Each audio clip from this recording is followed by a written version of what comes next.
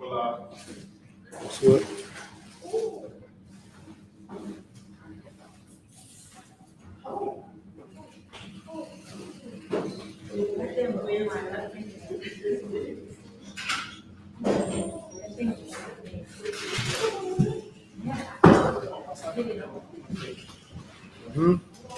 Bear with me 1 second, Israel.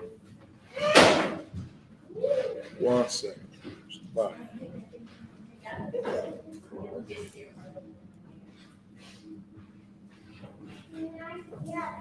Yeah, bud. You see that phone next to you? Oh, you pass me that book for sure. What?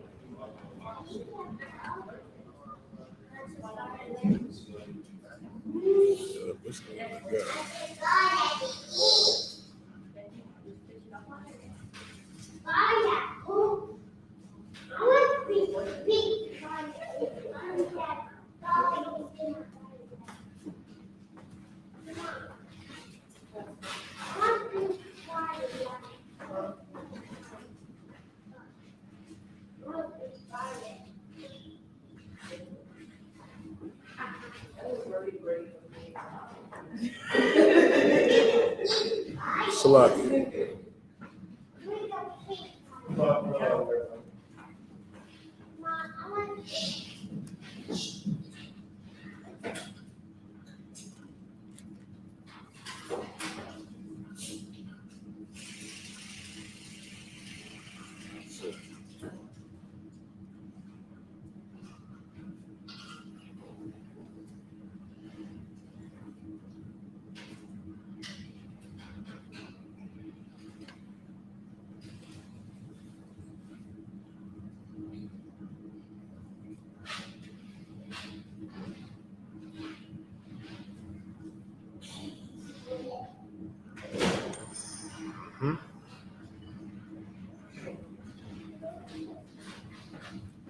All right, shalom, Israel.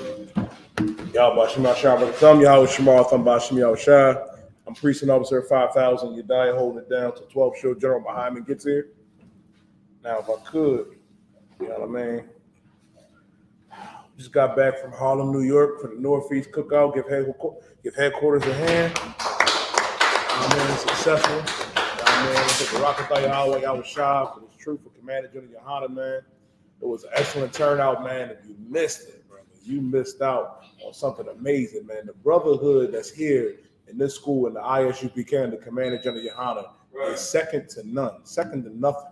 Like, you're not gonna find brotherhood like this. You ain't gonna find it in the Christian church. You're not gonna find it in the Muslim mosque. You're not gonna find it in whatever little African spirituality, whatever, brothers and sisters believing in now, Shabar. Got to understand, like, now is the time to come back to your identity and realize that we're the Jews of antiquity. We're the real Israelites, and come back to our culture. And the only way to do that is to come into UPK. If I couldn't have done, give me Romans 13 and verse 11. God, this is the book of Romans, chapter 13, verse 11. Go ahead. And that knowing the time. Knowing the time, man, because this is the time. Now is the time. Read. That now it is high time to awake out of sleep. Now it is high time to awake out of sleep. Now it's time for us to wake up. Everybody claims to be woke right now. Everybody claims to be hip to the game, to be woke, to understand what's going on, while everybody really don't know what's happening. You have no clue. Like, it's warfare out there that's going on right now with our people, and what the oppressor and these other nations have been doing to us, man. It's a spiritual warfare, and our people don't know who we are. Now it is time to arise and to come out of sleep. Keep going. For now is our salvation nearer than what we believe. Now our salvation is nearer than what we believe. Our salvation. We got to understand, man, we have a king. And our king is a black man by the name of Yahweh Shah Mashiach, who the world ignorantly knows is Jesus Christ. Christ did not die for everybody. Christ only died for blacks, Latinos, and Native American Indians, for us to get ourselves together so we can stop eating shrimp, crab, pork, and lobster, and to start to keep the commandments of the Most High, to keep this law, have faith in our king. And the only way to do that is to come out of sleep, to wake up to our identity, to understand that the key to all of this is separating ourselves from these heathens, from their holidays, from, their way of life. Everybody's getting ready to, you know what I mean, celebrate Labor Day and Halloween and Thanksgiving. We got to separate ourselves from the culture of this place, man. We got to separate ourselves. That includes your birthday. The problem is, man, with our people, you think you free white in 21. You think you can live like these people and think you can prosper. You can't.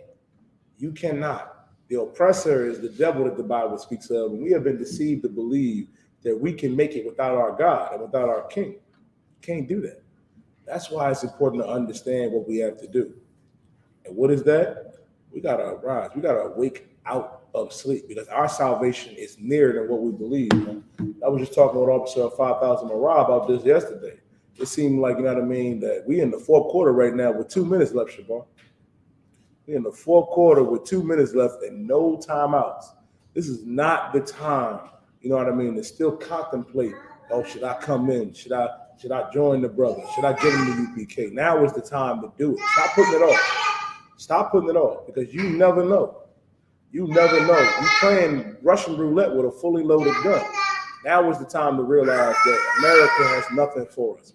The philosophies of these heathens and Christianity and Islam have destroyed our people, man, trying to follow their way of life. And that's why we have to separate ourselves. Hey, give me what I asked for. So God, this is book of Leviticus, chapter 20, verse 26. Shabar, hold Micah 2 and 10. Okay. And ye shall be holy unto me. Our God told us that we should be holy unto him. We should be separate. That's what the word holy means. Holy ain't your mama, your auntie, your grandma with that crazy looking feathered hat on the church. It's not your pastor, your imam with the white robe and gown on. Holy means to be separate, set apart. That is what God told the children of Israel. Keep reading. For I, the Lord, am holy. For I, the Lord, am holy. God is holy. God is separate. Ain't the God of these heathens, man. He's not their God. He's our God. That's why we look foolish trying to celebrate, you know what I mean, the gods of these other nations. Like if you're a brother and you try to celebrate the gods of Egypt, like all you brothers that wear ankh look real stupid. Now realizing, man, that ankh, you know what I mean, is the symbol of one of our first captivities. Our first captivity was in Egypt, man. It was in literal Egypt. You know what I mean? Under the Egyptians, not the Arabs, the real Egyptians who are the Africans that are in the South and North Sudan. Ms. Ryan, Montazari. You want to be a Christian. You want to be a Muslim. We had a Muslim brother, Shabar, at camp last week come up to us and tell us that milk, eggs, and cheese and butter was unlawful. No one, they make new stuff up every week. Islam has failed our people, man. Christianity has failed our people. And that's why our God told us that we should be holy unto him. For I, the Lord, am holy. God is separate. God did not choose the oppressor or the African, the Asian, the Polynesians, and the Samoans and the Arabs and the East Indians. God chose blacks and Latinos and Native Indians and Seminole Indians. That is who the Lord chose to be holy unto him, to be separate. Read. And have severed you from other people. And have severed you from other people. Our God severed us. Meaning this, to sever, if I sever my arm from my body, it's no longer attached. Our God saw us in the midst of these heathens, man, decided to make us holy, to make us separate unto him, to sever us. Separation is good. Right now in Philadelphia, right? You know what I mean? Out in Chinatown, the Chinese and the rest of the Asians are trying to fight Philadelphia on trying to bring a Sixers practice facility into Chinatown. They don't want the city, you know what I mean, to move into their territory that they have in Chinatown, but it's all right for them to come in our neighborhoods and establish businesses and all different type of things. Goes to show you, man, that separation is key. As blacks and Latinos, we got to understand, man, nosotros somos familia una raza. We are one people. We are the same people. We're family. And now is the time for us to realize it and to be separate, to take our mind out of this place. Once we take our mind out of this place, Nathaniel, nothing can stop us. Nothing can stop us. Because you got to understand, something amazing happened this past week. We was in Harlem, New York, brother. Every time I go to Harlem, New York, Shabar, I'll be like, God damn, man, like we really in hell.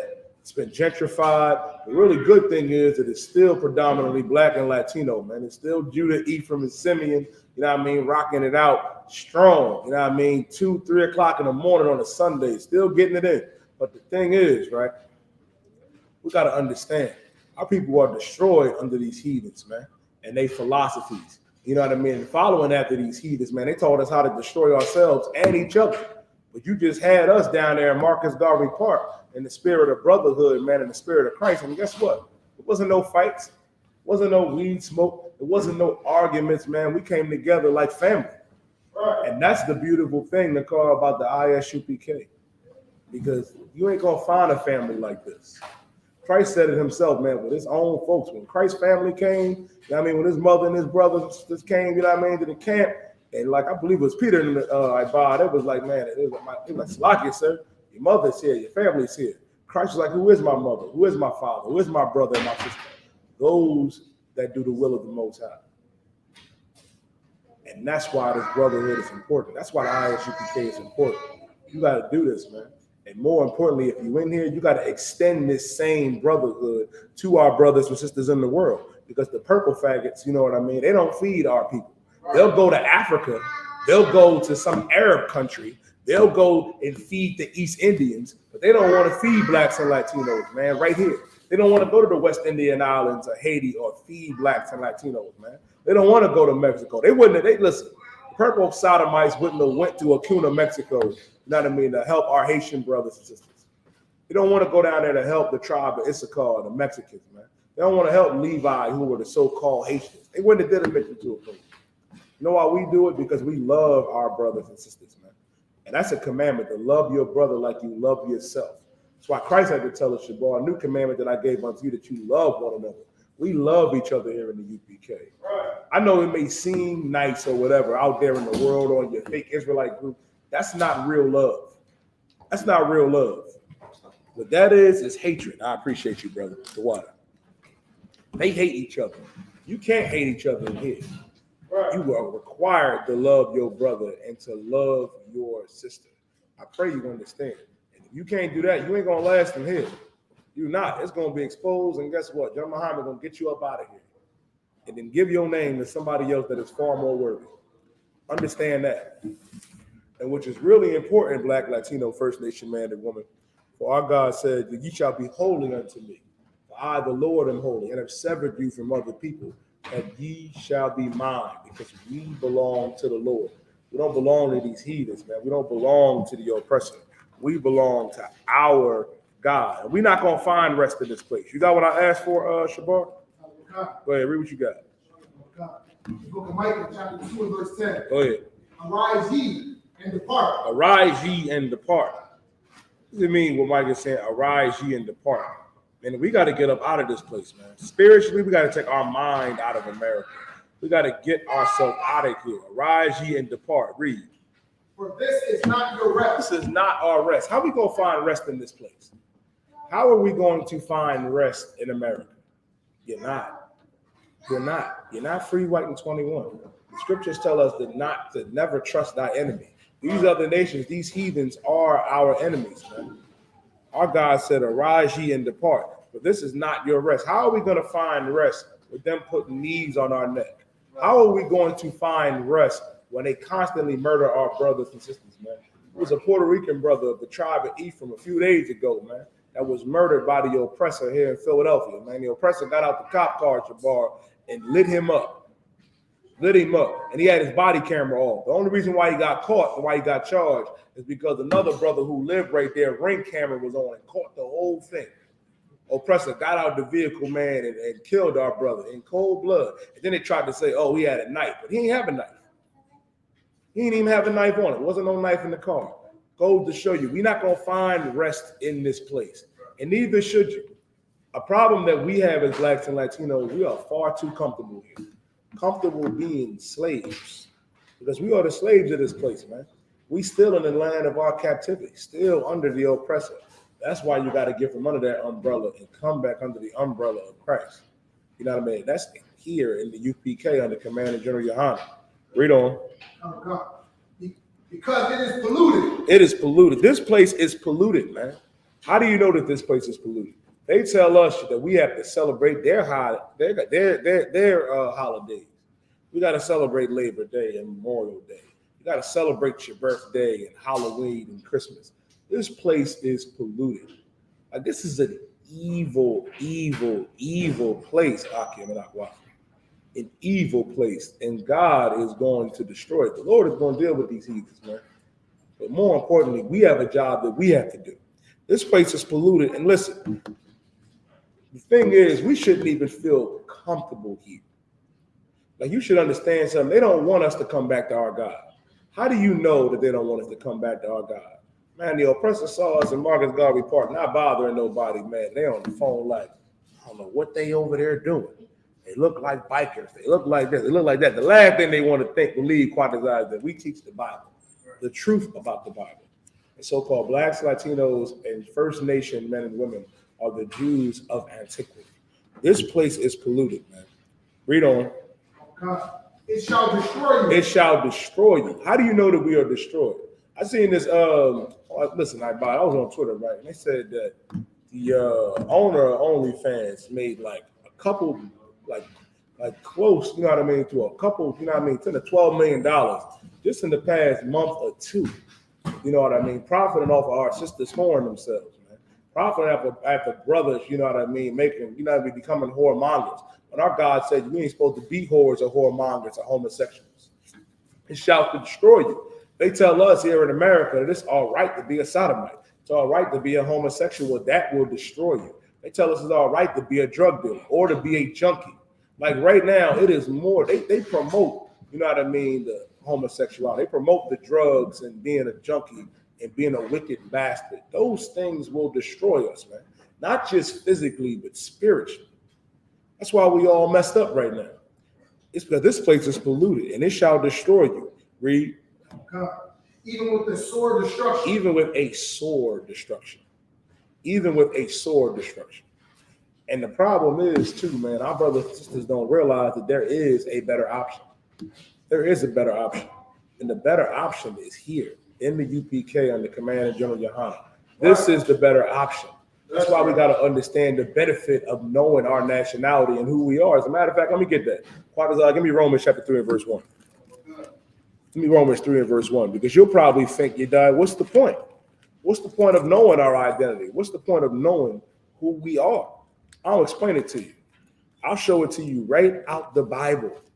Because the oppressor, you know what I mean, who is the devil that the Bible speaks of, thinks he's a Jew and he's not a Jew, but the devil that the Bible speaks of, man. We're the real Jews of antiquity. He can only dream. And I don't even want him dreaming, Barzal. I don't even want that.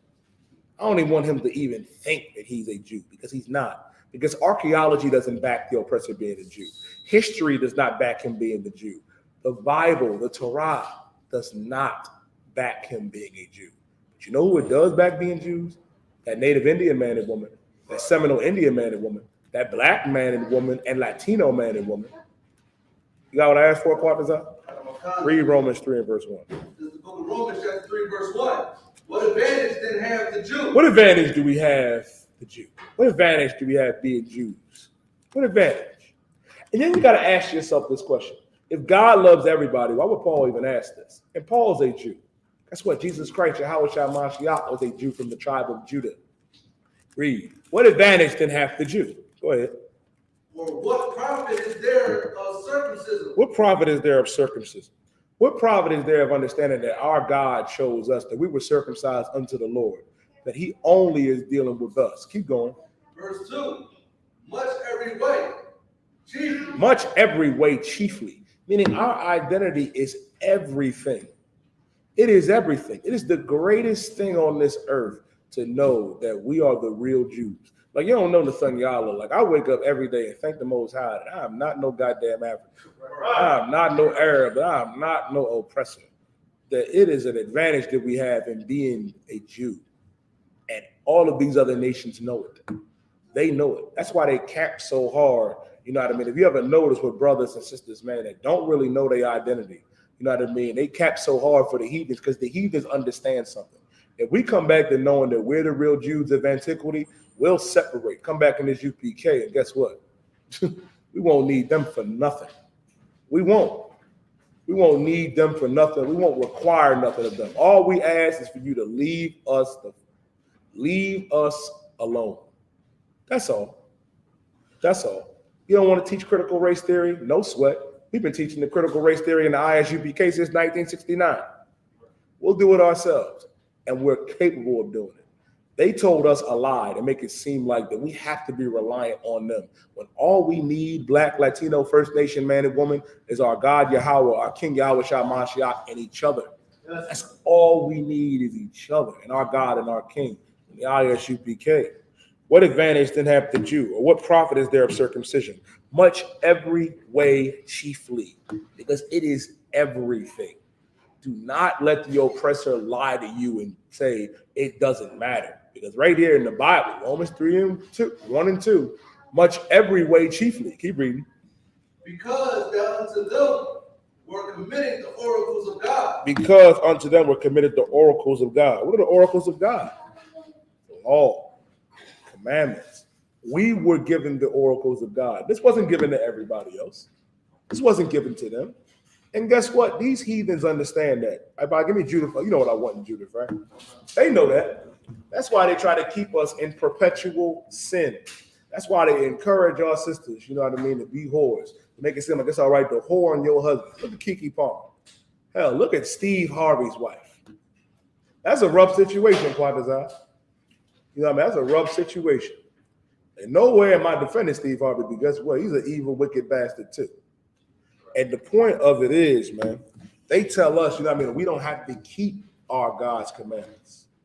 But these oracles were given to us. So we, listen, these other nations, they can do what they want. They can be a lawless people. They can be evil, wicked monsters. But we are required to be so much more, because our God gave us the oracles of God. And that's the commandment. Over 600 plus. Don't let Christians tell you, oh, and they ask all the time, Nathan, it's impossible to keep the law. You know what he means when he says it's impossible to keep the law? That the brother we asked the brother this past week. He said, so what commandment can't you keep? He was like, now, brother. He was like, I need my BLT. I'm like, brother, beef bacon is better than pork bacon.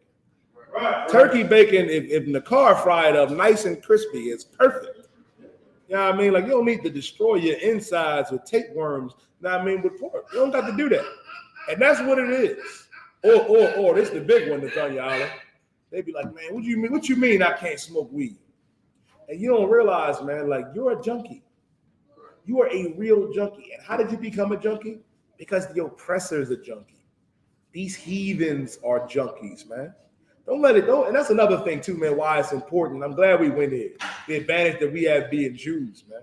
Don't let these other nations fool you, man. They are junkies. If you look at them Chinese, they make it seem like, oh, the Orientals, they're so intelligent that they're smart in this. Nigga, they're slow. They're slow. Like Commander General did a breakdown on that, man, something called the model minority, where they inflated their numbers to make them seem like they are just so intelligent, while most of them are over there in China eating bats and smoking all of the opium that you can get high on. Right. For real. I'm trying to tell you something. You think Li Chen is eating so well, she's 116 years old. Li Chen getting high. Salakia. All that opium, all the drugs. The Arabs are the same way. They the same way. Ishmael's a wild man. They get high too. They junkies are lawless people, man. Our God did not want that for us. Our God wanted us to be what? God wanted us to be sober. Our God wanted us to be firm, to stand strong in this truth, not to be polluted by the philosophy of these other nations, because that has been our downfall since the beginning. Following after them and their philosophy, having them tell us that we don't have to keep the oracles of our God. All we got to do is follow after them. And these heathens plot on us, man. They plot on our destruction every day. A lot of you crazy brothers and sisters in the world thinking, oh, you know what I mean? Mike Sinetta came up and asked, is the chip, he said, is the mark of the beast a chip or is it spiritual? Like, a lot of y'all got to stop watching Alex Jones. You know, Alex Jones is the chief high priest of GMS. I mean, they believe, oh, it's a chip that's going to go in your hand and go in your head. And big brother, they going to rock out. They going to track your movements. You ain't going to be able to buy and sell whole time. The nigga got the Galaxy Fold or an iPhone. Whole time, you know what I mean? It's like part design. It's just silly to me. Not realizing that mark of the beast is Christianity. It's spiritual. It's not a physical chip that's gonna go in your head and your hand, man. You gotta stop getting high. Like, you gotta realize, man, that these other nations are plotting on us, man. They plotting on us because they don't want us to come back and do what our God said to do and keep these commandments. And guess what? That's in the Bible too. Read what you got, Ibad. This is the book of Judah, chapter 5, verse 20. Go ahead. Now therefore, my Lord and Governor, if there be any error in this people. Listen, man, they said that if there be any error in these people. Now, what does it mean where it said if these heathens, right? This heathen king is like, now listen, they got a council going on. They talking to other heathens, referring to the children of Israel, saying this: if there be any error, meaning if there's any fault, if there's any way to get these people, get us, blacks and Latinos, Native Indians, to mess up, to slip up. Keep going. And they sin against their God. And they what? Sin against their God. And we sin against our God. They like, listen, if them niggas, if they sin against their God. Rock. How about Shimmy Shah? Clap it up. Get it on. I came out. Go out here. We. I'll take your questions in the room and online. I sit to the right with this camera. But before that, mi nombre es General Mahayaman. Soy tu hermano y estos son los anuncios.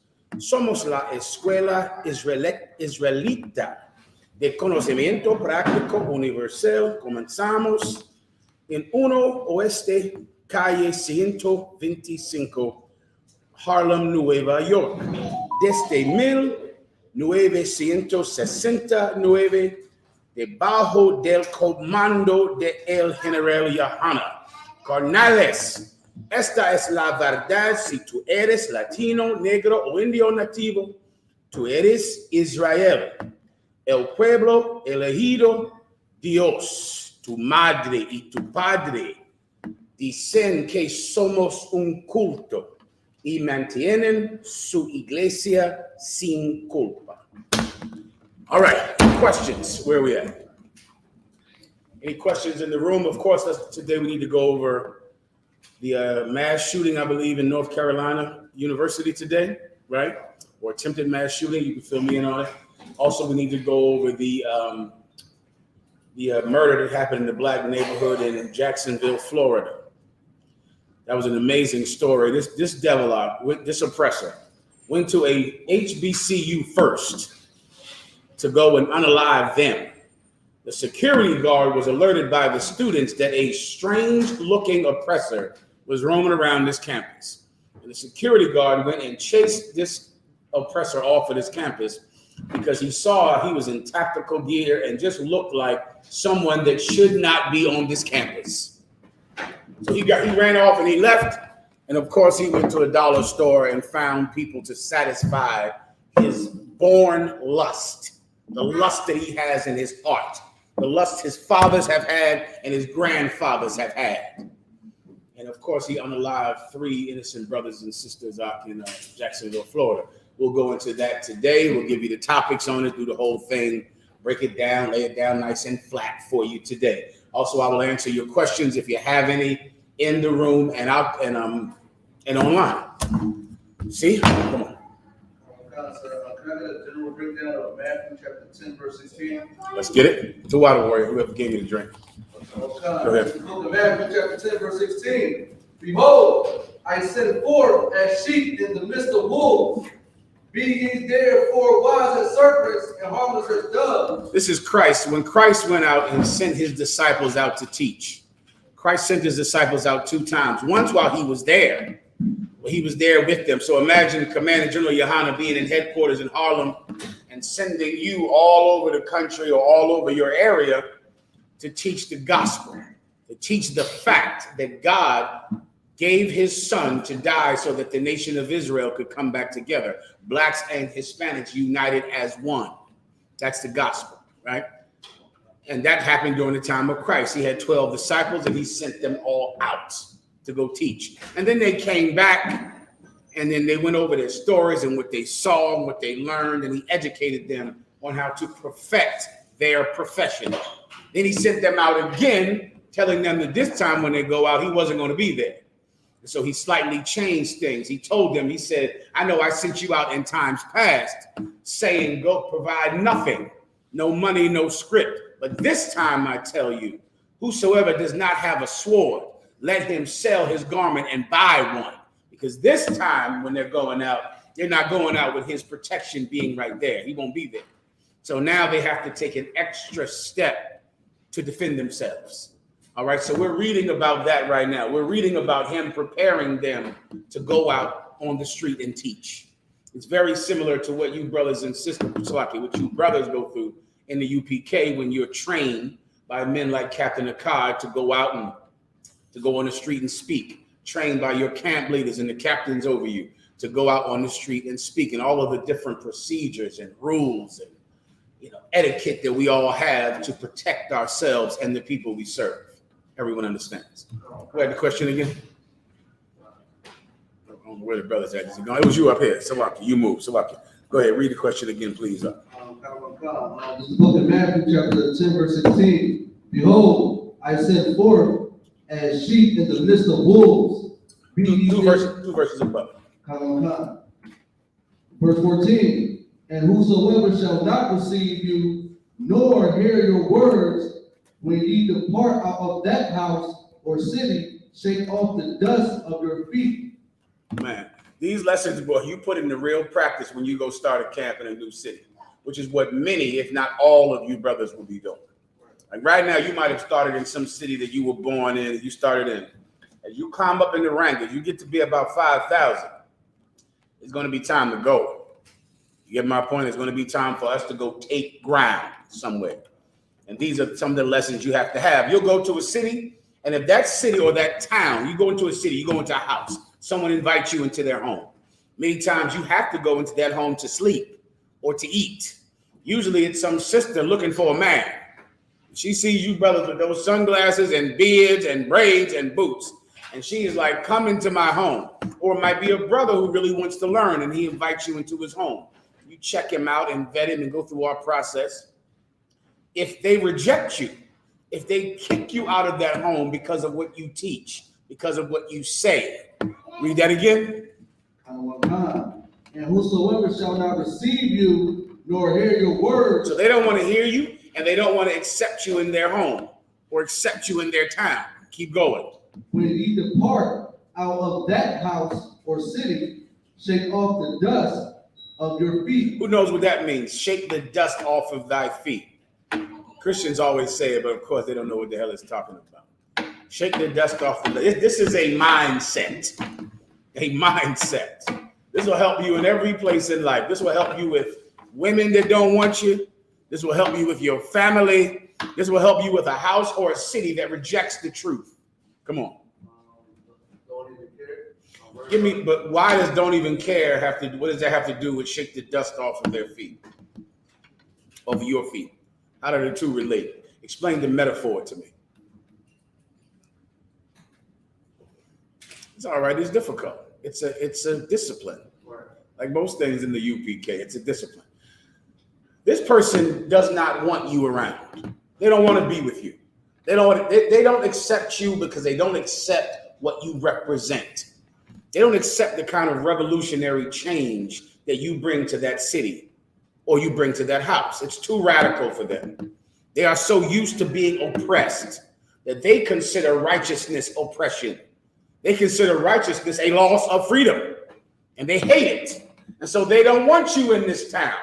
They don't want you in their house. When you leave out of their house, don't even take the small little pieces of dirt that were in that home. Even those you're kicking off. So when you leave with nothing from them. Not even the dirt that would be on your shoes. So as I leave the house, I'm not taking rejection in my mind. I'm not leaving like, oh, I left my heart back there. That's what so many brothers do. Some bitch will kick you out the home because you're in the church. Some lady who is less than wise and less than reputable. I'll take it upstairs. She'll kick you out because you're in the truth. Because you're in a cult. because she doesn't want you around the kids, because even though they're your children, she doesn't want her children growing up being in your cult. When you leave, don't leave heartbroken. Don't leave half of your heart with her. When some city sends the police and the mayor and all of the citizens are against you, they want you gone. Don't leave out of there like, oh, I really wanted to save them. I really wanted that city to come into the truth. When you leave out of there, don't take even the dirt from that place. Don't take anything. Forget them. Because or else you will leave there heartbroken, and then half of your heart is there. Your soul is still with them. Your heart is still with them. So even though physically you're gone, what are you sitting around thinking about every day? How they rejected you. Leave the dirt there. Leave everything there. Don't breathe the air that you breathed in there.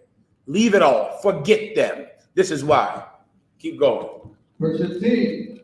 Verily I say unto you, it shall be more tolerable for the land of Sodom and Gomorrah in the day of judgment. Think about what it was like to live in Sodom and Gomorrah when it was raining fire from God.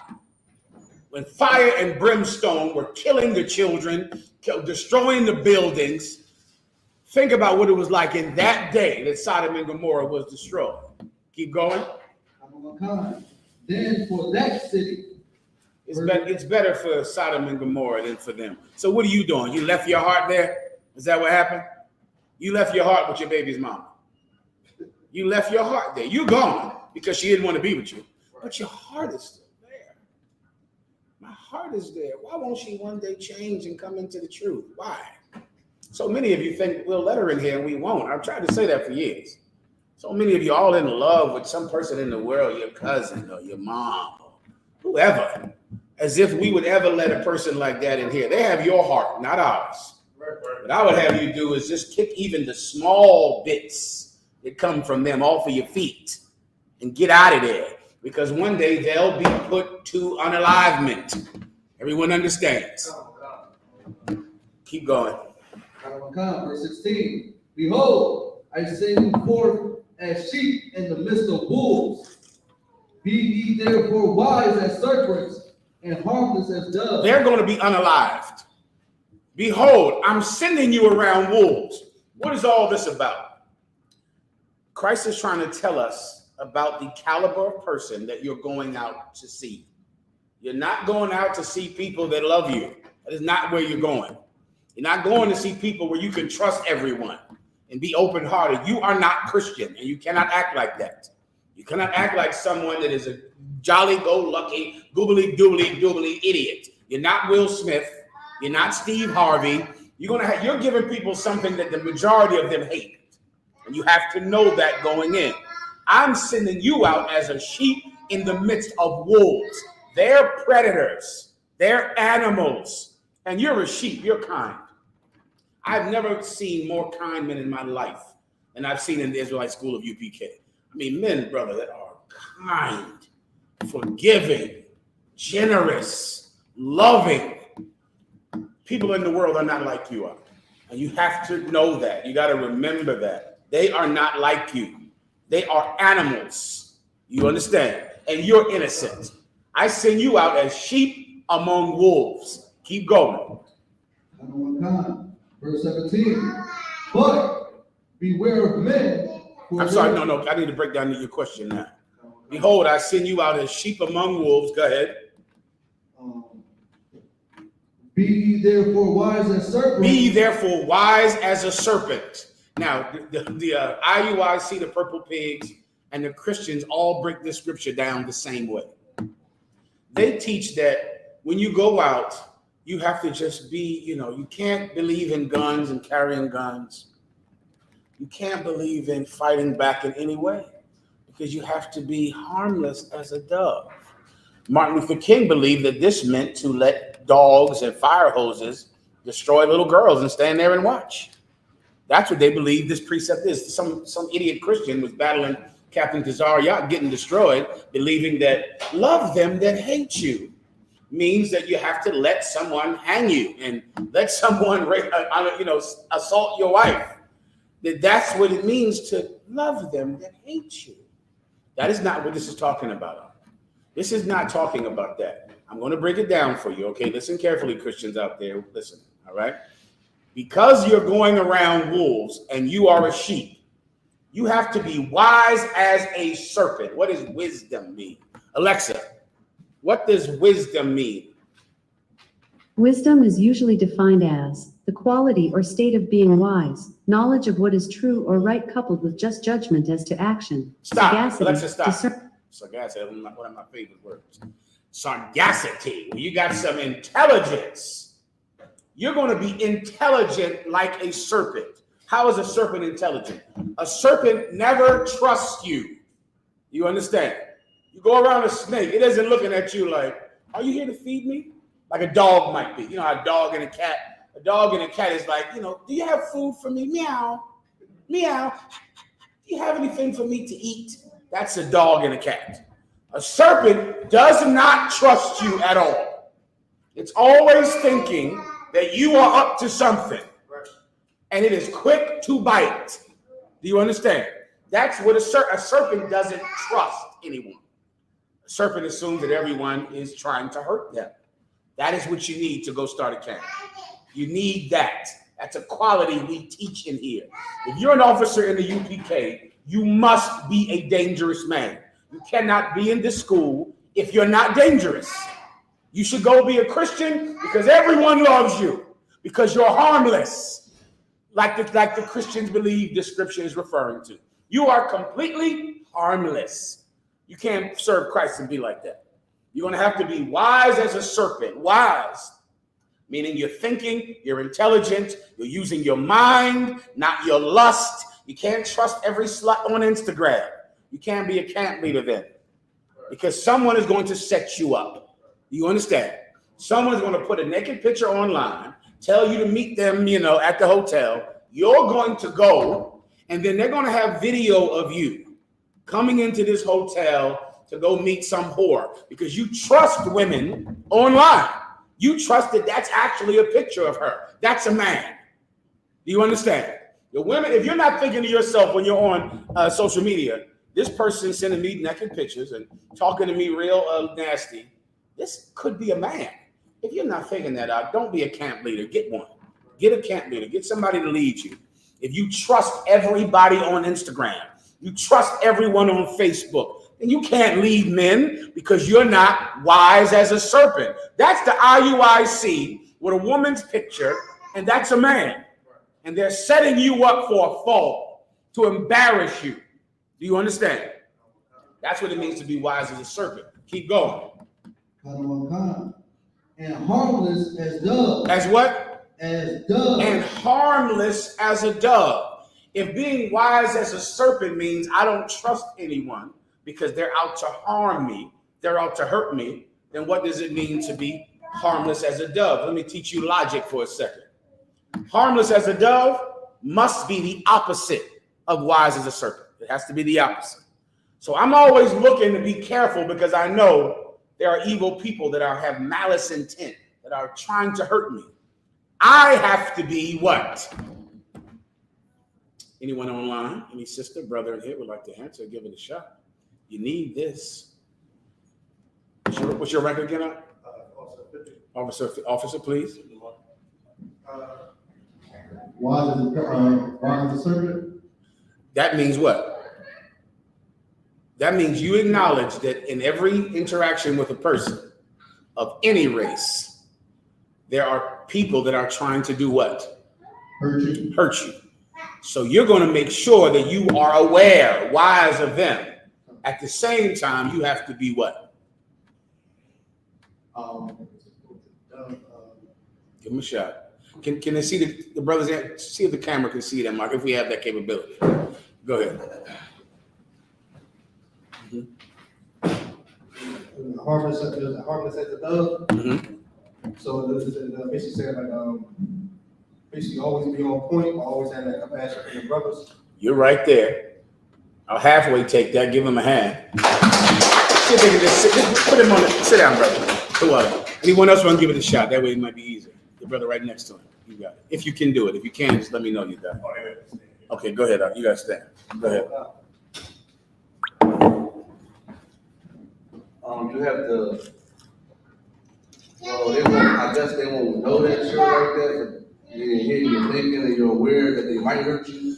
And you're making precautions, right? Like a serpent gets up like this. And you see me up? A serpent gets up like this and watches you, looks at you, right? They're not just laying down, crawling around your toes, trying to get you to feed them.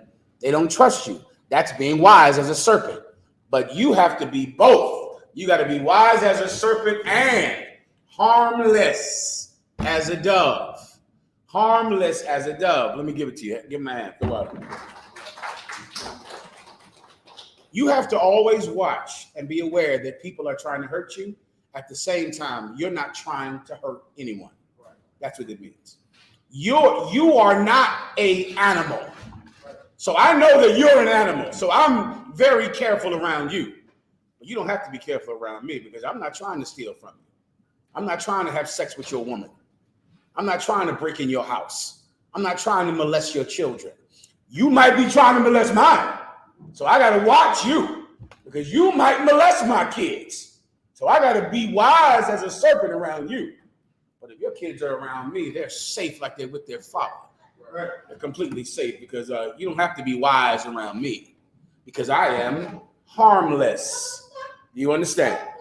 A dove is a pigeon, meaning a dove is not a hawk. You get my point? Or an eagle. One of those big giant birds. I saw something on YouTube about some big old pelican just picked up a damn cat and swallowed a cat whole. I didn't even know pelicans ate meat. He swallowed a cat on YouTube. I'm not some predator bird. You get my point, like an eagle or a hawk or a falcon. I'm a dove. Like I don't even eat meat. I'm straight. I'm fine. You can trust your children around me, your wife around me. This nation in my hands is safe. But I don't know about you. That's how you go start a camp. Everyone understands. Right?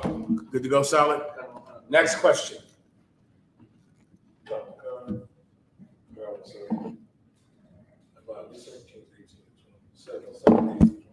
Shalom, sir. Brother had a general breakdown. 2 Kings, chapter 7, 18 to 20. Go ahead and read.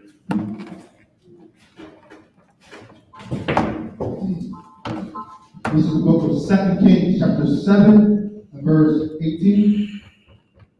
And it came to pass, as the man of God had spoken to the king, saying, 2 measures of barley for a shekel, and 2 measures of fine flour for a shekel shall be tomorrow about this time at the gate of Samaria.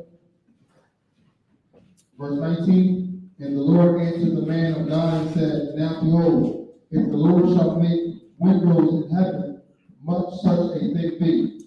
Brother, somebody asked me this question recently. I still don't remember what the hell this is about. I got to go read this one more time for myself, all right? Give me a second, all right? Where are we at? 2 Kings chapter 7, verse 18 through 20. 2 Kings chapter 7 and 18. Let me get another question while I try to jog my memory about this, all right? Any other questions? Colin, I want to break down some. It's small, sir. Like I said, my question is, why do mothers often meet and have conflict with their daughters more than their sons? Why do mothers often have conflict with their daughters as well as their sons? More than this. Okay, there could be many different reasons for it, right? I'll just give you some general reasons. Now, to get the specific reason of your case, you should get personal counsel, all right? So in class, all I can do is give you some in general reasons. One of the main in general reasons is because that is the kind of relationship their mother had with them. That's usually the normal one, meaning if your wife, had a tumultuous relationship with her mother, then when her daughter gets to a certain age, she will have that exact same relationship with her daughter, which is what so many people are doing in life, which makes me sick in the Israelite school of UPK, that really everyone is just being a copycat of some broken parent. That's it. Your parent, you hated your mother because of how she treated you. You couldn't stand her because she was so cruel and unkind to you. And you hated it so much that when you become an adult, you do the same thing. That to me is it's one of the hardest things about doing my job for Commanding General Yohana, is that you hate your parents for how they treated you, and you still do the exact same thing that they did. You're still going to do it. It's like eating a food you hate the taste of, and you spit it out, and then when it's time for you to cook, you make the same thing. You make the exact same dish that you hated. In general, that's why women, when they get to a certain age, when their daughter gets to 13, 16, they hate them because they think their mother hated them. Let me give you the other reason. The other reason is sexual competition. Your daughter gets to a certain age where she has breasts.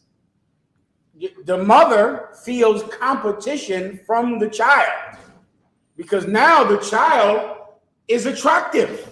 And the mother can see the child is attractive, and the mother feels like the daughter is a competitor to her now. Why? Because in most cases, the mother is single. So since the mother doesn't have a man, doesn't get love, is needing male attention like a dope fiend needs a fix, before you know it, she's looking at her daughter going, the daughter has the body I wish I had, the body I had back in the 70s.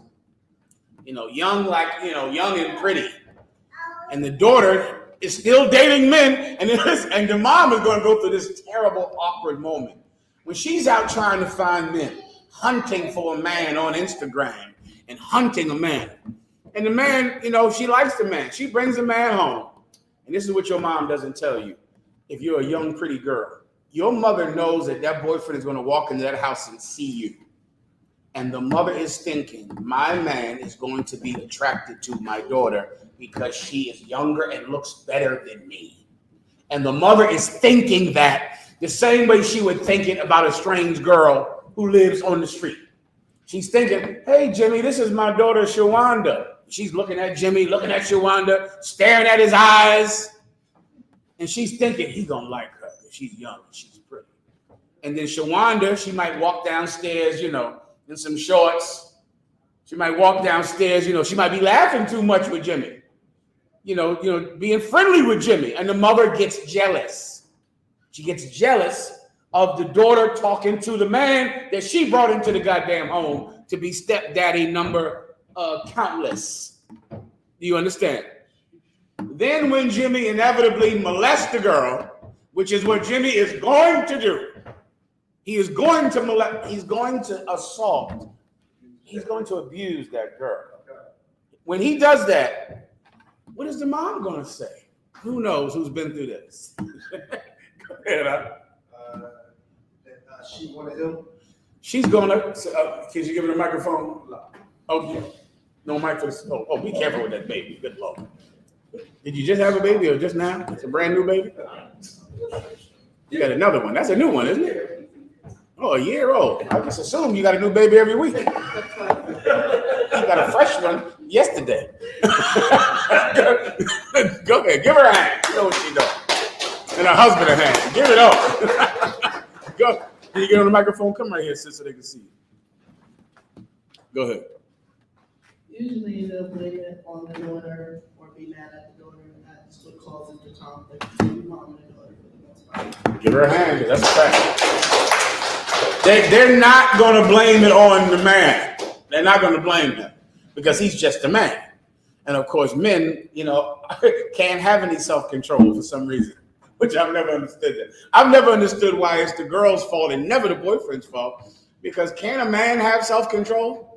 Being a man doesn't mean you are enabled of self-control with a woman. Just like being a woman does not mean you're enabled of thinking clearly and making a wise choice.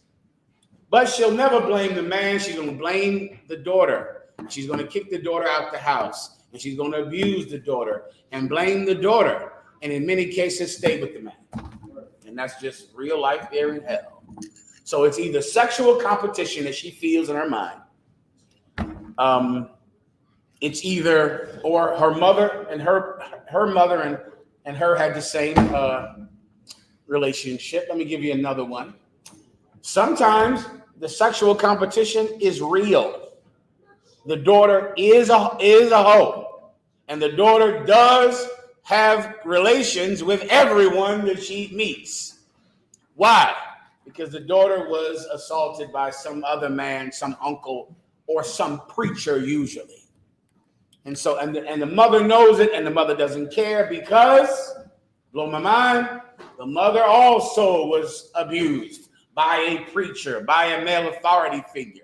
So she doesn't feel any sympathy on the girl because no one felt sympathy for her when she went through the same thing. Everyone understands. Next question.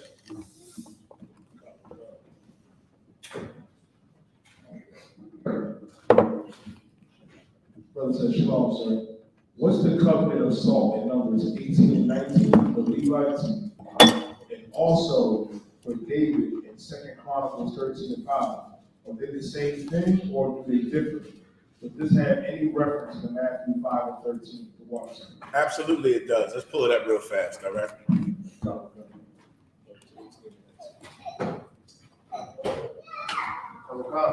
The book of Numbers.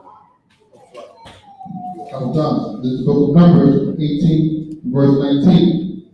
All the heat offerings of the holy things. I can't, you're a little distorted out. Oh, go ahead. Couple times.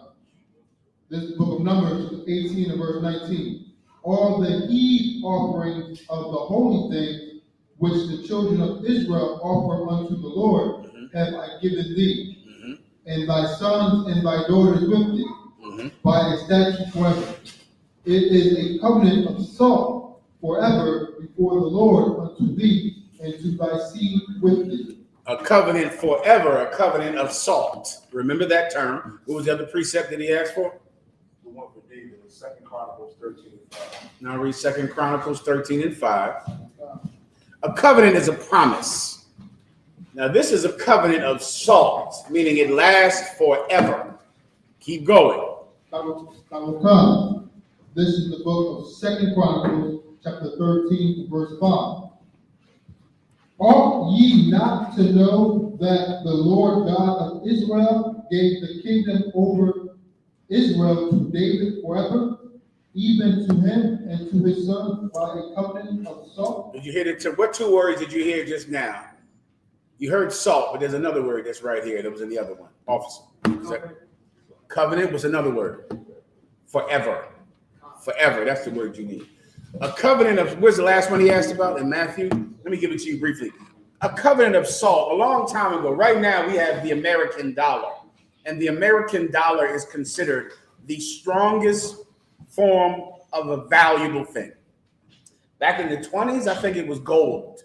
Gold was considered the most valuable thing, most accepted value. It did not diminish, and it was good to be valuable forever. Gold. Then later on, after World War II, America became to be so strong that now gold means nothing. What's valuable is the American dollar. All governments of the planet use the American dollar as their currency that is the strongest, and you can always trust it. It's gold now. That paper bill in your pocket is considered gold in Iran, in China, in Iraq, in North Korea. Their vaults are full of gold. And so this many Chinese yen equal this many dollars. Do you understand? So they weigh everything based on the dollar. So if you were in Iran, whatever, Alexa, what is the name of the money in Iran? The official currency of Iran is the Iranian rial. Alexa, how many Iranian dollars does one US dollar equal? This might answer your question.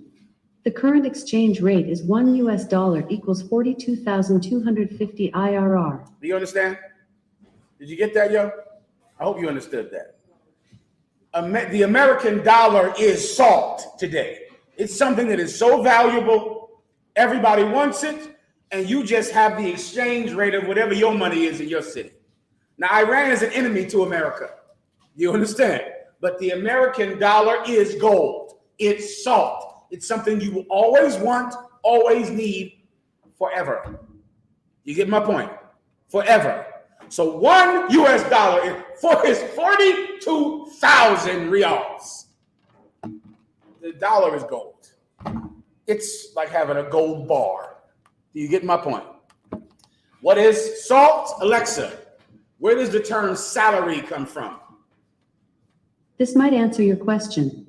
The term salary is derived from the Latin word salus, meaning salt, which was used as a form of payment for Roman soldiers. Alexa, stop. Everybody understand? Salt was money because it was never going out of style. Do you eat? All right, then you need salt forever. There ain't no way not to need salt. You had to have salt 6,000 years ago, 6,000 years from today. You'll need some salt if you want to eat some food. You ever eat something without salt? It's not good, brother. The Bible says this, does not the salt need egg? Give me that precept. This might explain it to you.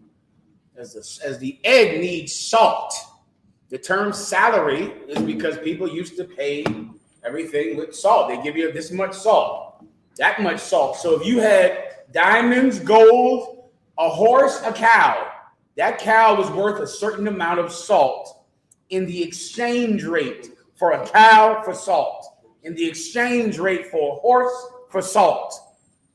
Salt was money. Now the dollar is considered money everywhere on the planet Earth. When you have it, let me know. Go ahead. See me one more time, please, boy. Go ahead. What's your name again? Mathamyad? Mathamyad. Mathamyad. Go ahead. See me one more time, Mathamyad. Go ahead. This is the book of Job, chapter 6 and verse 6. Can that which is unsavory be eaten without salt? Can that which is unsavory be eaten without salt? I mean, come on now. Hell no, it can't. You got to have some salt on that thing. You're going to need it forever. Forever as long as there is eating done. So that's why it's a good form of currency, or at least at one time. You get my point, all right? That's what the term means, all right? The Bible says this about Israel. You are the salt of the earth.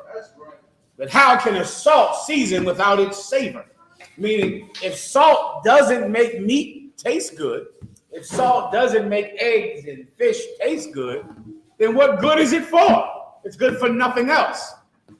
Israel has become that salt that doesn't make food taste good because we have lost our savor. We've lost our good taste. What's our good taste? The commandments of God. Because we have the commandments of God, we make every place we come into paradise. Every land we're in becomes a land that everyone loves. But if we don't keep the law, then we're just like the oppressor. Everyone gets the point, all right? Next. Go ahead. Raise your hand, though, sis. I can't see you. Go ahead. So, Can I get a breakdown for Job 33, verse 17? solid. Anything in particular? Just a breakdown? Just a breakdown. Say where it is again. Job 33, verse 17. Job 33, verse 17. Go ahead. This is the book of Job, chapter 33. I might have poured a little bit too much. No, I'll take it to That he may withdraw man from his purpose. And read one verse above it. This is the book of Job, chapter 33, verse 16. Then he openeth the ears of men and sealeth their instruction. Mm-hmm. Verse 17. That he may withdraw man from his purpose and hide pride from man. Keep going. Verse 18. He keepeth back his soul from the pit, and his life from perishing by the sword. Keep going. Verse 19. He is chastening, he is chastising also. I'm sorry, where you at again? Of Job 33 and 19. Sorry. Let me catch up with you. Job 33. And 19, but the question is 17. The question is at 7. Okay. Mm-hmm. One more second. Mm-hmm. I got you.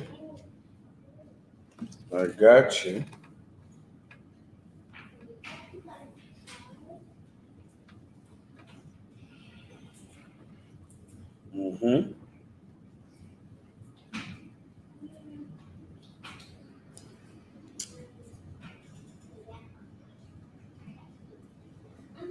Okay, read 19. That's your question, right?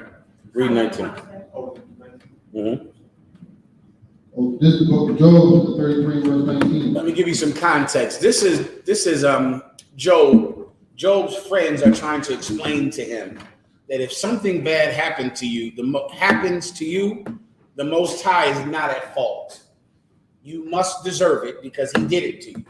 It's to try to understand the Most High's awesome ability to judge, which can be difficult to understand when you're going through a terrible situation and when you don't have humility. Many people, when they're going through a terrible time in their life, they will blame God. They'll say this inevitable phrase, how could this happen to me? I hear it all the time. General, I'm a good person. I do everything right.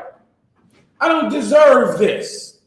I didn't do anything. Why could this happen to me? That's someone who is not humble and who does not understand the awesome ability of the Most High God to judge. They don't get it. He is infallible. No man is infallible. But the Most High God is absolutely infallible. Meaning if I punish you, I could be wrong. It's possible. I like my record. My record is pretty good. But I could be wrong. Hell, right? I'm only a man. Maybe I'll kick you out of school and maybe I was wrong. Once again, my record is pretty good, however. I pray you understand that before you go to a council. I'm usually right, but I could be wrong because I'm just a man. But if terrible things happen to you from God, he is never wrong. You get my point? It's impossible for him to have made a mistake about you. How could this happen to me? How could this be going on with me? I'm a good person. I'm always taking care of everybody else. I'm always doing this for everybody else. But look at what happened to me. This just ain't right. Who made this? Who made the mistake? That's what Job's friends are trying to tell him. If all your kids died and you lost all your land and wealth and you're covered in boils, who made the mistake? The Most High? He doesn't make those. So you better understand that when you're going through something terrible. It will never be a mistake that this happened to you. God wanted this to happen to you. Now give him what he wants so he can make it end. That's the key. So he can end it. Don't resist his authority over you. Don't resist him. Comply with it. That's the point. So you can understand what we're about to read, all right? Now read the precept. This is the book of Job, 33, verse 19. He is chastened also with pain upon his bed. Meaning the Most High is always trying to teach people a lesson. That's what you're going to read about when you go up. He's always trying to, he's giving you dreams. He's doing this, he's doing that. He's trying to teach you, yet men don't listen. And he's constantly trying to change you and to divert the wrong path that you're on. Read from the top again. Please. He is chastened also with pain upon his bed. So now you're on your sick bed, chastised with pain. The bed, it means a sick bed. You're laying in bed. You're sick. You're in terrible shape. You're being chastised by the Most High in that bed. If you're getting venereal diseases, brother, I don't have to tell you where they come from. You got to learn from that burning sensation. If you don't learn from it, what do you expect for him to not give you something worse? He's teaching you with venereal diseases, with prison time, with various sicknesses and what's that thing with the monkeypox? The monkeypox is like this right here, growing up on your rod. This is the monkeypox. This is gonna be in between your legs, right here, on your face, on your backside, wherever the sin happened. Go ahead. Because the monkeypox is so rough, sodomites, they can't even sit down. See, where the sun doesn't shine. That's where you got these, where the sun doesn't shine. One sodomite had these all over his mouth because the thing is an indicator to where the sin happens. He's trying to teach you something. You're laying in your sick bed, getting an education from the Most High. Keep going. And the multitude of his bones with strong pain. And the multitude of his bones with strong pain. You're hurting and in pain and in suffering. Why? To learn. To learn. Keep going. Verse 20. So that his life abhorreth bread. So that what? So that his life abhorreth bread. The sickness is so terrible that you stop eating. Your life abhorreth bread. There's illnesses that are just like that. That flu was a terrible effect. The COVID-19 virus, there's been so many things that I thought to myself, well, this is going to teach people a lesson here. And it does not. You would have thought the AIDS, can I say AIDS? Probably can't. The disease, the virus, can I call it that? The virus that happened in the 80s and 90s. You would have just assumed that would have taught everyone that this lifestyle is wrong. Meanwhile, here we are in 2023. They are more adamant than ever to live that lifestyle. And even though they were in the bed getting shriveled up like skeletons, the pain is so bad that your life abhors bread. Well, you don't want to eat. You don't want food. You just start getting skinnier and skinnier and skinnier, LGBT people. Skinnier and skinnier and skinnier. Community. Rainbow. No rainbow. Alternative lifestyle people. You get so skinny, you hate food. That's how skinny you get in that bed. Keep going. And his soul dainty meat. And your soul hates dainty meat. The word dainty is like small, delicious things, like grapes are dainties, or something that is just good all the time, like a sweet grape. That's a dainty, or something that is not, a big pot of stew like for poor people, but this is rich people's food. That's a dainty. Your soul will hate that because that's how sick you are. You don't want to eat anything. You just want to get skinnier and skinnier and skinnier because your bones hurt. That's what happens when you get that virus. That's what happens, or 1,000 other different things like cancers from smoking. You would have thought that would have ended cigarettes. Meanwhile, you found something new to smoke. Now everybody smokes weed. Now, of course, the weed smoke is going to be harmless, right? In 5 years, all of the cancer cases from all the weed smokers will be coming out. And everyone will have cancer from smoking weed. Keep going. Is that it? That's the breakdown. That's what it's talking about. All right, next, no sweat. Next, please.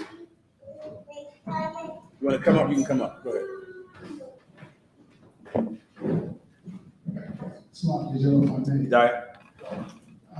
Just a general breakdown.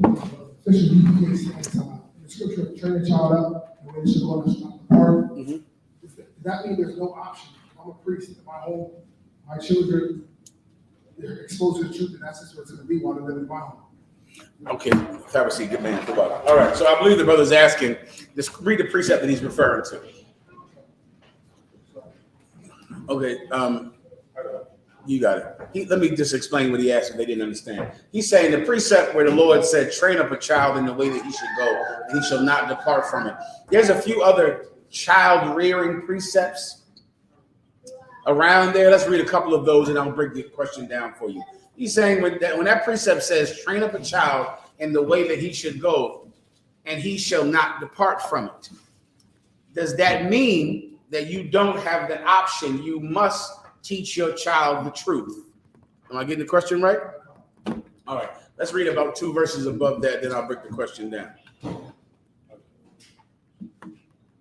Go ahead. Proverbs chapter 22, verse 4. By humility and the fear of the Lord are riches, and honor and life. Thorns and snares are in the way of the forward. He that doeth keep his soul shall be far from them. Train up a child in the way he should go, and when he is old, he will not depart from it. Keep going. Oh God, the rich ruleth over the poor, and the borrower is the servant to the lender. Okay, every one of these precepts you're reading about, right? This is the book of Ecclesiasticus. Am I right? Proverbs, Ecclesiastes, Ecclesiasticus. Those are all books of general wisdom. Wisdom that comes from elders or the ecclesiastical or the Ecclesiastes, which means like a ruler or a wise man. That's what that term means, right? So when you read train up a child in the way that he should go, it is not telling you this is the law with the child, because that would be the law. You get my point? This is what is wise with a child. If you have a child and you are not teaching them the truth, then you have to put yourself in this mind to understand what wisdom is. Let's say later on you have it. Later on, you have a child. You have sons and daughters. I'm assuming, right? Your daughter becomes a whore, a promiscuous woman. She comes. Everyone has relations. Can I say relations or can I say the S word? Everyone has relations with her. She becomes a member of the community. She has 10 baby daddies. I don't know how those both things go together, but they always do. Somehow it's like the woman is a LGBT woman and has 4 baby daddies all at the same time, and goes to jail and is on drugs. She's an adult now. She's not a child. When you look at her and think about her, you have to ask yourself, what do I want to say about myself when my daughter ends up being something terrible? So you have to say, I never taught my daughter the truth.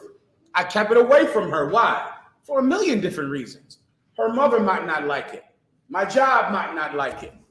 The school might not like it. She might go to school and say that, yeah, I don't believe in that because the white man is an oppressor. Some of our kids go right into school and say that. That happens. That kid goes right into school and goes, yeah, Miss Johnson, but the oppressor is the devil that the Bible speaks of. Who told you that? My daddy, my mommy. That'll happen. And you got to walk into school like, yeah, that's what I believe. Yeah, I'll see you Wednesday morning. I'll be down there. Go ahead. I had that. I wanted to say that that's what I've been teaching my daughter that. And she also went to the school and said that I had to have a whole meeting with the teacher, the counselor, and things like that. So yeah. Give her a hand. Yeah. So could there be uncomfortable moments because you teach your child the truth? Absolutely. Now, some parents might decide that they don't want to go through those uncomfortable moments, right? However, my mother went through uncomfortable moments with me, but it wasn't because I spoke the truth in my classroom. It was because I hurt somebody in my class, and the police were there to arrest me. There was blood all over the floor. And I'm thinking it's just a fight, but they're there to take me to jail because it's blood. I'm covered in blood. It's blood all on the floor, going to the damn cafeteria. And here comes the sheriff to arrest me, and I don't even understand it at the time. My mother had to come down for that. That's a true story. She didn't come down because I was teaching the truth in the class. So you have to decide, what do you want to go to that school for? You get my point, right? Or maybe your daughter would have been in the bathroom performing oral sex on the boys in the bathroom. You'll have to go down for that. So you have to decide, what do you want to go to that school for? Because your child taught the truth in class, or because they performed oral sex on 3 boys in the bathroom, or because they halfway killed some child over nothing. You'll have to decide that. That's your decision to make. So now when they're grown, I'm sorry, you want to say something? Give her a hand. That's what happens. Give her a hand. Yeah. Christ was 12 years old. And he went down there and said something that they thought was ridiculous. And he said, knowest thou not that I must be about my Father's business? His parents didn't understand what he was doing. That's why his parents came for him. And my parents came for me for something else. Do you get my point? So now in this scenario, you're young, you're an adult, your child is an adult. Do you want to tell yourself, I decided to never teach her the truth for reasons I thought were good at the time? If you're comfortable with that when she's a absolute total scumbag, then don't teach her the truth. That's fine. Or same scenario, your daughter is still a scumbag and you taught her the truth. Every time she tried to go into the world, you were an absolute deterrent to it. You punished her, you loved her. You rewarded her, you chastised her, and you taught her the truth. And she still became a scumbag. You want to be able to say, I did everything I could. That's what I would want to say. This is not magic. You can teach someone the truth and they can still be a scumbag and reject everything you say. That can happen. But you have to ask yourself, what do I want to say about myself when my daughter becomes whatever she becomes? I want to be able to say, when they look at me and go, damn, that's your daughter out? Doing all that? Yeah, brother, listen, I tried all I could till she was 18. She ran away. She hated my rule over her. She hated my rules. She hated the fact that I was trying to teach her to be a good woman. And she ran away and left and went and lived with her aunt or some boy. I did all I could. What I would advise you to do is to do the wise thing, which is to do the things that no matter how she turns out, you can look back on your parenting with honor and not regret. That's wisdom. Everyone understands. All right, next question.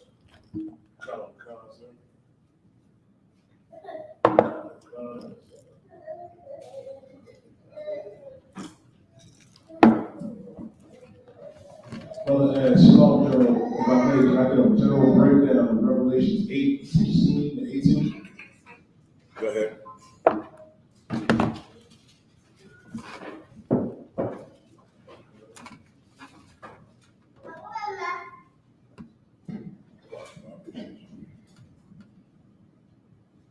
Revelation 8 and 16? Revelation 8? There's no 16.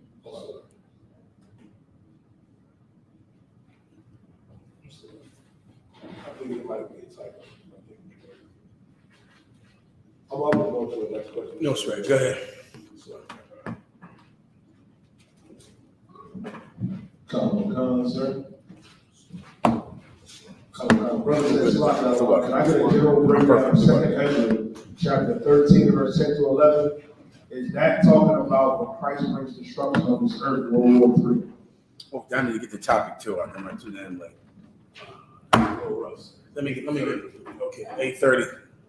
We'll try to do it upstairs, all right? Okay, come. Solid. We have got to remember this week, when you go out in the street this week, you got to come out there ready to talk about the mass shooting that happened in Florida and in North Carolina. Go ahead. Or I'll do it Thursday. If I can't, I'll do it on Thursday's night. I'll be in New York, Lord allow, this week, back at headquarters, and I'll do the breakdown, all right, Thursday. That should arm you up for Saturday and Friday. Let's do it. Your brother wanted to break down 2nd Ezra, chapter 13, verse 10 to 11. This is the book of 2nd Ezra, chapter 13, and verses 10. But only I saw that he sent out of his mouth as it had been a blast of fire, and out of his lips a flaming breath, and out of his tongue he cast out sparks and tempest. Okay, I'm missing something. Read one verse above it. Where are we at? 2nd Ezra, chapter 13, verse 11. Is there something in particular about this? He wanted to know 2nd Ezra, chapter 13, and verse 10 to 11. Is that talking about when Christ brings destruction on the earth, World War III? Yes. But read a little bit more to make sure. 2nd Ezra is what? 13, verse 10. Sir. Yeah, that's to my memory. That's exactly what that's talking about. But you can keep reading just to make sure. This book, 2nd Ezra, 13, verse 10. But only I saw that he sent out of his mouth as it had been a blast of fire, and out of his lips a flaming breath, and out of his tongue. Right, this is definitely talking about Yahushua. This is a precept for the second coming of Christ right here, and more and farther down as well. All right, so yes, to your question. Next question. Other brother, he wanted Revelation 9 and 16. General Revelation 9. Chapter 16 and 18. Go ahead.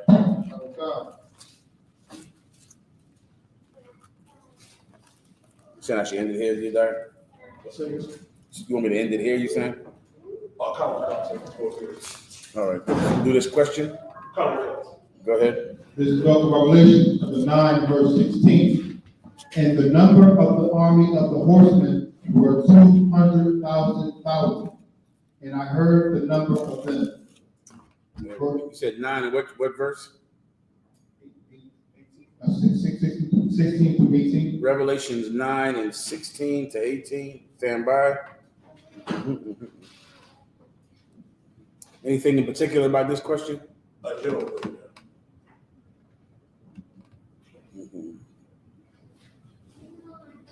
Okay, this is also a precept for the coming of Christ.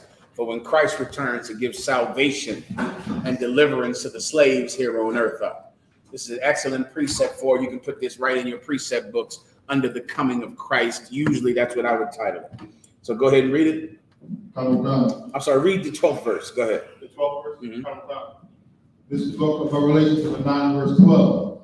One woe is past, and behold, there come 2 woes more hereafter. 2 more woes thereafter. The word woe means destruction. So think the world was at war during World War I, and then at war for World War II. And there's another war coming, which is World War III. This is your World War III breakdown right here. There was a time on this earth when millions of people died all at once, which had never happened during World War I. Then it happened again, and even more people died. And it's going to happen for the 3rd time. 1 woe has passed, and 2 more come thereafter. That means 3 world wars. 3 times when masses of people died on a historic scale. There's 1 more that's coming. 1 more war, 1 more woe, 1 more terrible day of destruction is coming. Skip down. So now the angels are sounding. They're giving all the trumpets and letting everybody know it's time to be unalived. Read 14. This is book of Revelation 9 verse 14. Saying to the 6th angel which had the trumpet, loose the 4 angels which are bound in the great river Euphrates. So the angels now that are being loosed, meaning they want to destroy, step up at the great river of Euphrates, which is one of the rivers that surrounds the nation of Israel, which is the valley of decision that the Bible speaks about, which is where Armageddon will take place. These angels are being released. So now they can do their work that they came here to do. Skip down to 16. This book of Revelation 9 verse 16. And the number of the army of the horsemen were 200,000. 200,000. How many is that? Alexa, how many are 200,000? From infocrease.com. At this estimate, a lakh of rupees equals Alexa, 200. I don't know what that number is. That's a big number, though. That much I can tell you. Go ahead. 200 million? Give him a hand. That's exactly 200 million. Keep going. And I heard the number of them. Verse 17. And thus I saw the horses in the vision. So now he's seeing what? He's seeing 200 million angels coming back to destroy our oppressor, coming back to end his grip on the planet. This is an invasion, and it's coming to this land, to Great Britain. It's coming to Spain, to Saudi Arabia, to Russia. 200 million angels. Continue. Now, the Bible says that 1 angel has the power of 1,000 sons. That's in the Old Testament. 200 million angels are going to destroy our oppressor and finally give him the judgment that he's deserved for too long. That's why this story about Donald Trump is so ridiculous to me, because Donald Trump got arrested this week, and the Republicans hate it because they say that a president has never been arrested in the history of America.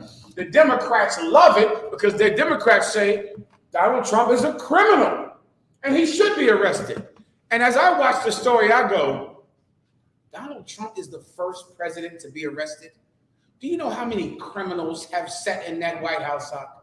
He's the first. Ronald Reagan didn't get arrested. When Ronald Reagan virtually invented crack cocaine and sold crack cocaine all around this country in predominantly Black and Hispanic neighborhoods, he never got arrested. Kennedy never got arrested for what he did with the FBI. Nixon never got arrested. Bill Clinton, no. Bill Clinton was on Epstein's island.